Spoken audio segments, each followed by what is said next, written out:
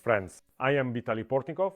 The United States Secretary of State, Marco Rubio, and the Minister of Foreign Affairs of the Russian Federation, Sergei Lavrov, met on the sidelines of the ASEAN summit in Kuala Lumpur. This is the second meeting between the heads of the diplomatic departments of the United States and the Russian Federation, and the first since American President Donald Trump criticized his Russian counterpart, Putin, after realizing that the Russian leader has no intention of ending the Russo-Ukrainian war that, as we all remember, the President of the United States had promised to end within 24 hours. Well, fine, 48 hours. The disappointment that Trump failed to achieve anything from Putin was evident even after the negotiations between the Russian Federation's foreign minister and the United States Secretary of State. Marco Rubio did not hide the fact that he was unable to achieve anything concrete from Lavrov, although he described the meeting with the head of the Russian Foreign Ministry as frank and honest.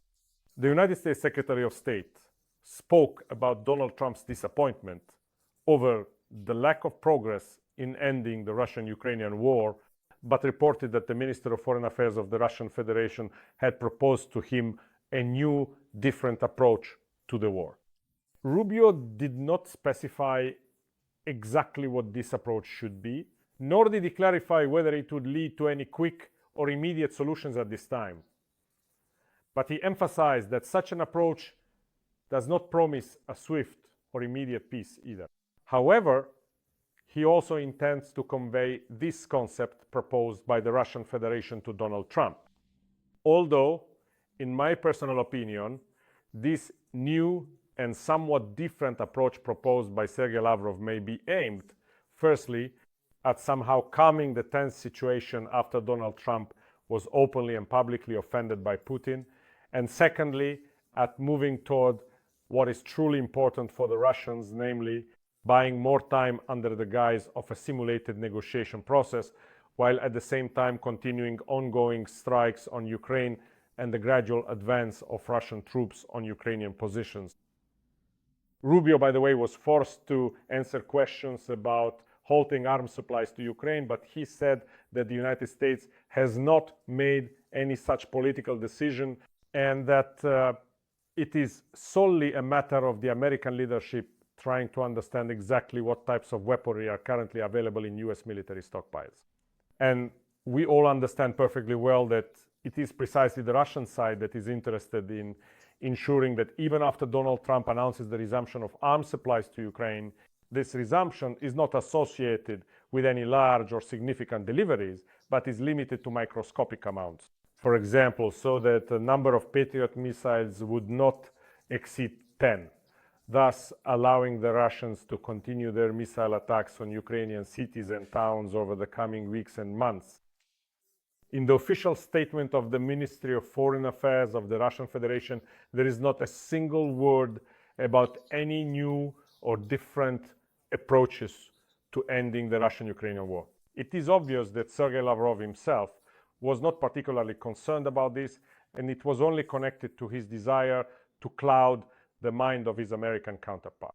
Instead, the Russian press release highlights as an important task the restoration of direct air travel between the Russian Federation and the United States, as well as the resumption of normal operations of both countries' diplomatic missions. This is what truly interests the Kremlin. It needs the embassy of the Russian Federation in the United States and other diplomatic missions of that country in America to continue operating so that as many agents of the Russian Federal Security Service and the Russian Foreign Intelligence Service as possible can be sent on assignment.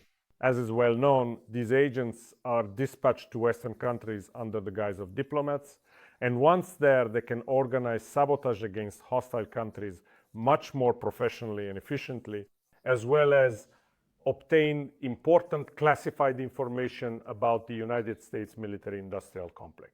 Considering that Russia is now actively preparing for confrontation with the West, which could even lead to military action, such information is indeed crucial for Putin and his inner circle. And of course, the restoration of direct air travel. Here, one could say that Putin is already fulfilling the wishes of those who share their money with him, the Russian oligarchs, who simply find it inconvenient to be without direct air travel to America, and who are obviously pressuring the Kremlin so that the Russian political leadership at least negotiates this with Donald Trump. The fact that for the normal functioning of embassies and the restoration of direct air travel, at least some progress is needed in resolving the issues related to ending the Russian-Ukrainian war does not concern Putin at all.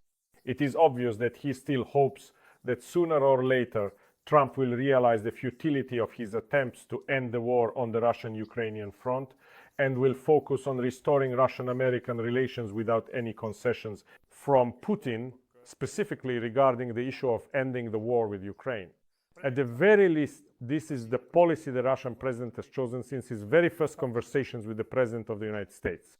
And it was precisely this course that the Minister of Foreign Affairs of the Russian Federation, Sergei Lavrov, adhered to during his initial negotiations with Marco Rubio, which, as is known, took place in the presence of the Russian president's aide on foreign policy, Yuri Ushakov. By the way, he actually has a much greater and more significant influence on Putin's inner circle than Lavrov himself does. And then there's Steve Witkoff, who was also present at these important negotiations between the Russian and American delegations. And now, of course, the former US National Security Advisor, Michael Olds. Rubio now stands in for both Olds and, you could say, for Witkoff as well, who also hardly appears on the Russian-American track anymore. Obviously, after his trips to Putin and handshakes with the Russian president failed to yield any real results that Donald Trump had hoped for. All that remains is to understand exactly what this new approach is that Russia has chosen in order to present its supposed constructiveness to the United States. But it's clear that we will find out about this soon enough. Thank you, friends. Stay on this channel, subscribe to it, follow me on my social media and on my Patreon, Buy Me a Coffee and Donatella channels, which help support the development of this channel. Make use of the sponsorship feature right here on YouTube. Wishing you victory and peace. Good luck.